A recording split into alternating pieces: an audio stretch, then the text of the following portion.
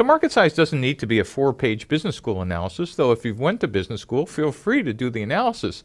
But it really is at first a back-of-the-envelope calculation. Is this business worth doing? So we just kind of have you constantly checking about 3 things.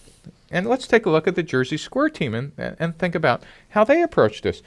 If you remember, we asked you to talk about the total available market or total addressable market, which really is a fancy word to say is how big is the universe of everybody potentially who could use the product. And in this case, they said, well, even in the United States, there are 150 Americans who watch the 5 major team sports in some capacity. Okay, well, can we sell to 150 million people? Not really, because the next thing we want to look at is what we call the served available market. How many can I reach with my sales channel?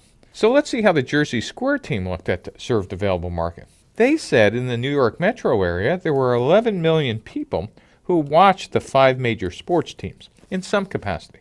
What they really should have done is said that, but then said how many of them have a web browser and how many of them will we actually be able to reach within some period of time and with some semblance of cash. And the next thing they were looking at was their target market. Who will be their most likely buyers? And they did some research at Yankee Stadium and said 11 or 12% of the served available market showed strong interest, and they said, well, that means just in the New York area, 1.3 million people should be interested in a subscription or rental. Really, again, if they were doing analysis for real, they should have said, but how many of them can we reach with a web browser, and then how many of them can we actually get with our acquisition and activation campaign?